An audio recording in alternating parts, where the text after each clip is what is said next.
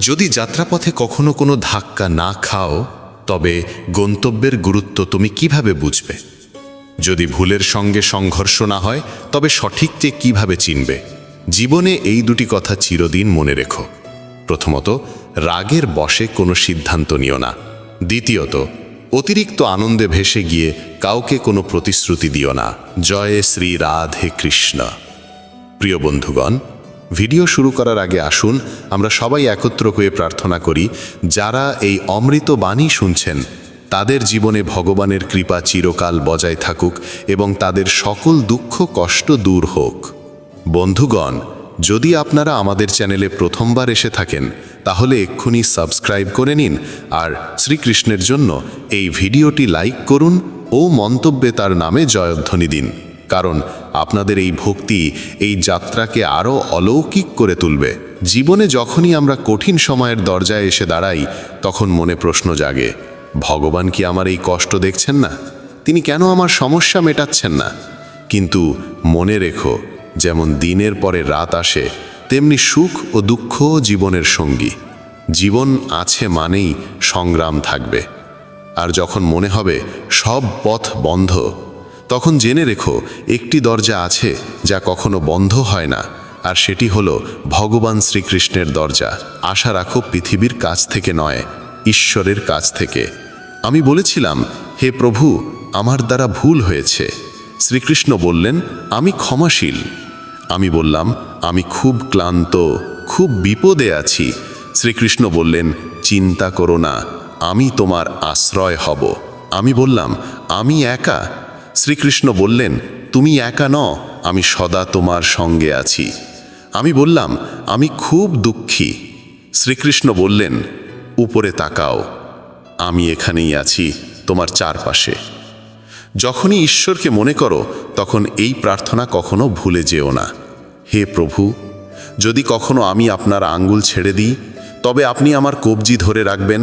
যদি কখনো আমি পথ হারাই, তবে আপনি আমাকে সঙ্গে নিয়ে চলবেন।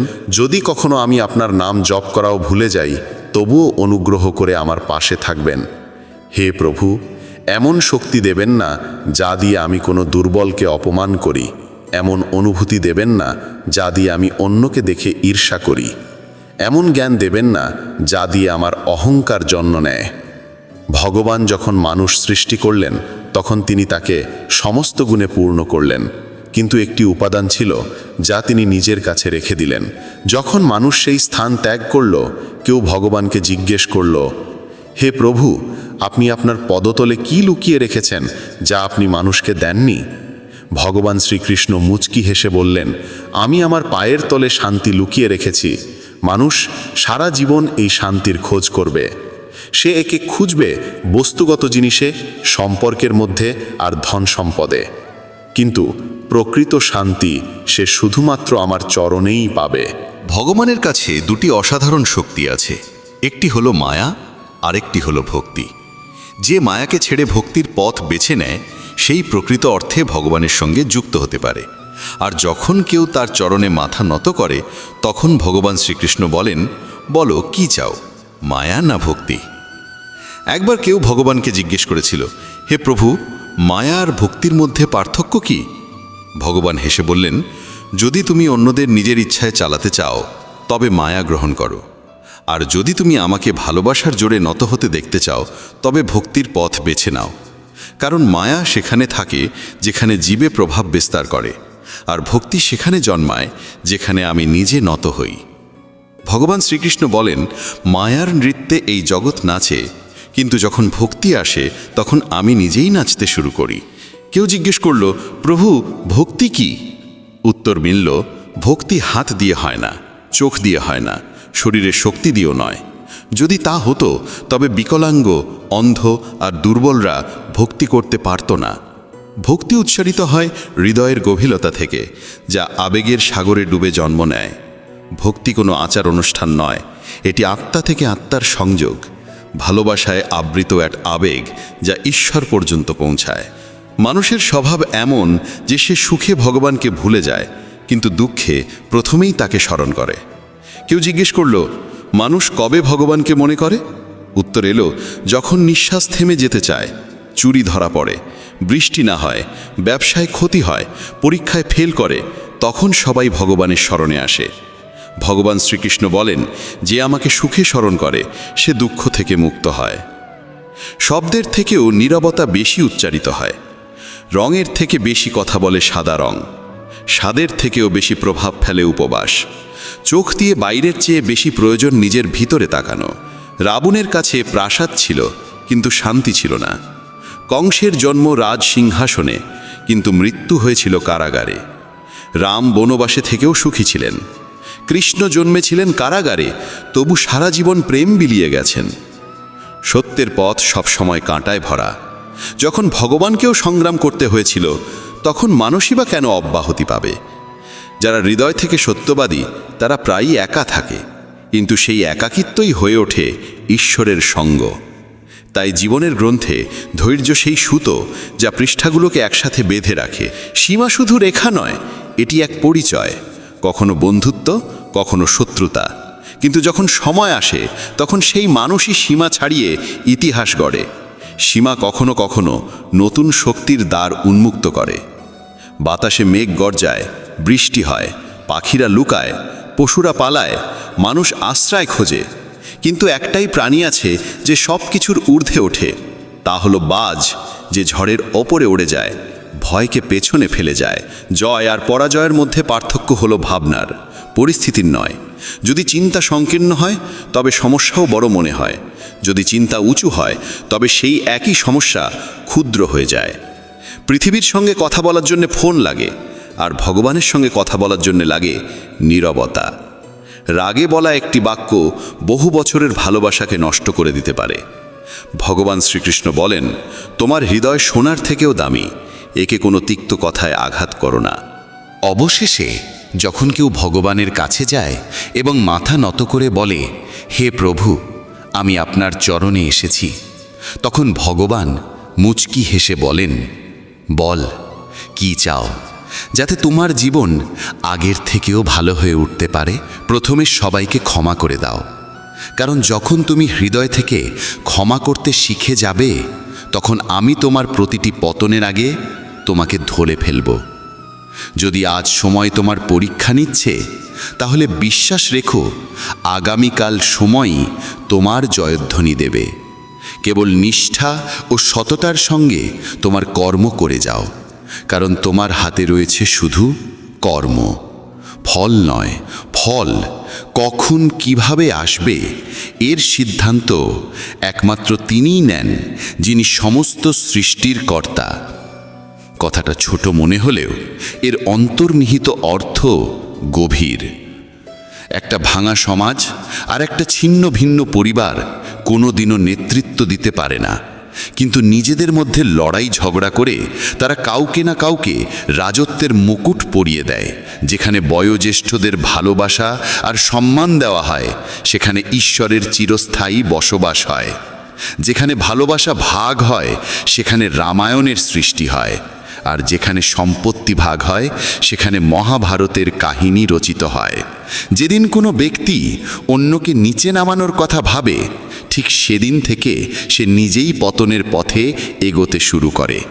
তখনই সমাজ তাকে মৌমাছিদের মতো শেখায়, একতায় কত গভীর শক্তি লুকিয়ে থাকে।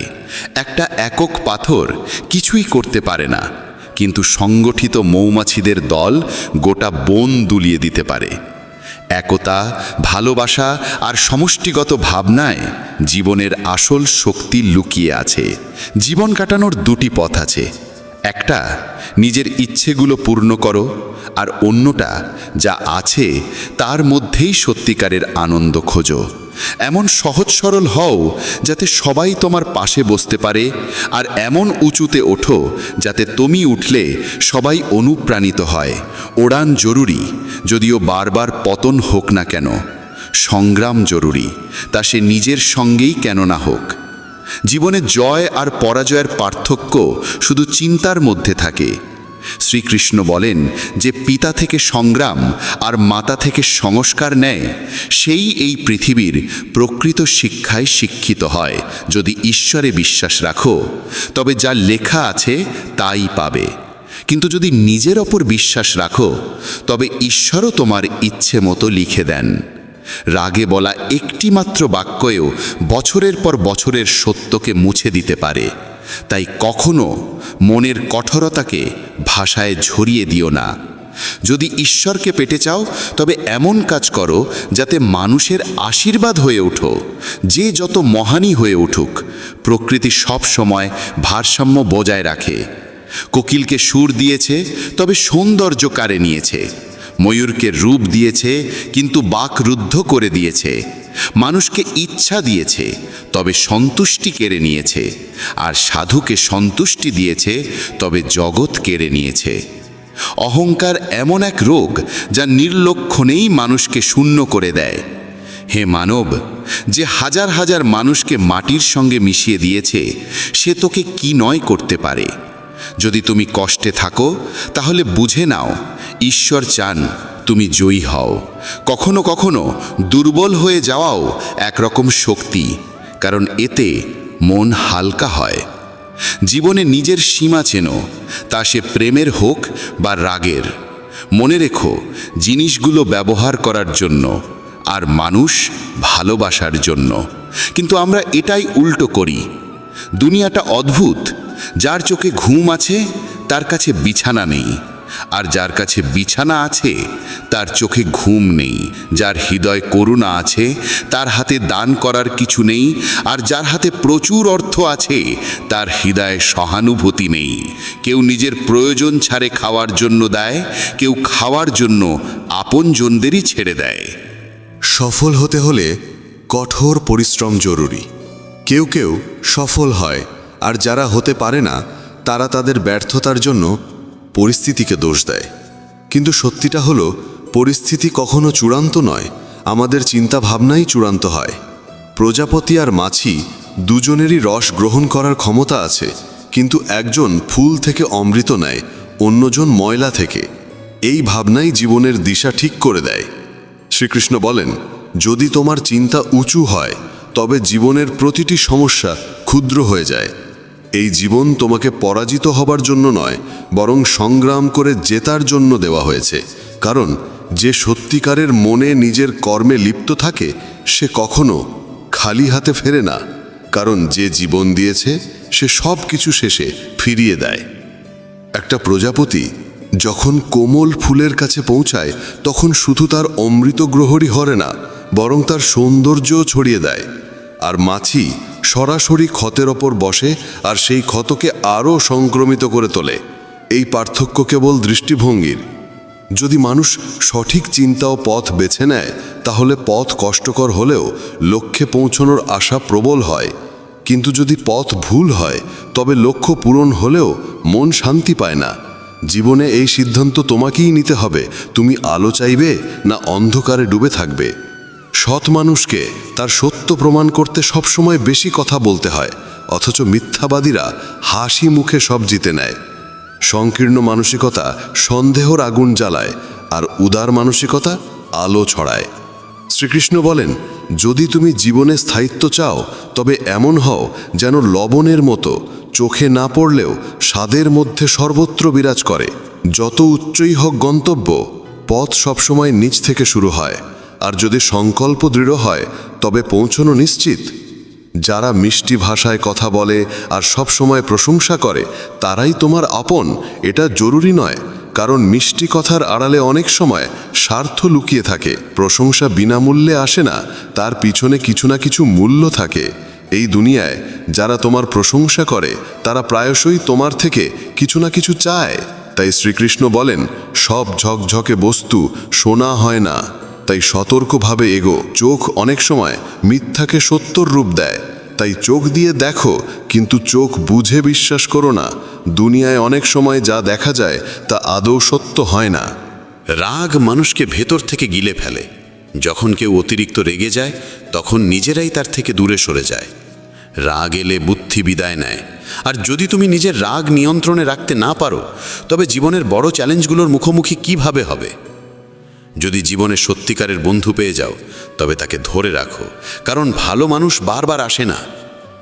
ব্যথা শুধু যন্ত্রণা দেয় না, অভিজ্ঞতা আর উপলব্ধিও দেয়।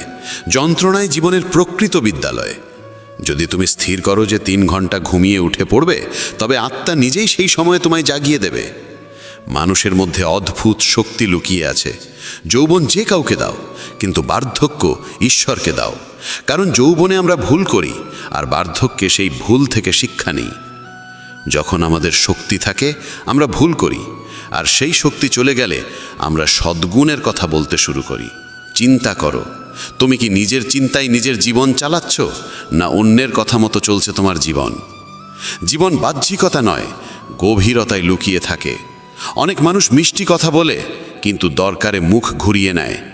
সব হাসি মুখ তোমার আপন নয়। সব সহানুভূতির কথা বলার পেছনে সত্যিকারের মঙ্গল থাকে না। নিজের কথা তাদের কাছে বলো না যারা শুধু শুনছে এমন অভিনয় করে। শ্রীকৃষ্ণ বলেন, দুঃখ শুধু কষ্ট দিতে আসে না, অনেক সময় জীবনের সত্যও দেখায়। তাই অনেক সময় দুঃখ ভোগ করতেও হয়। দুঃখ বেচা যায় না, কারণ কষ্ট কোনো পণ্যের মতো নয় যে দামে বিক্রি হবে। আবার সত্যিকারের সুখ এমন কিছু নয় যা টাকায় কেনা যাবে। অনেক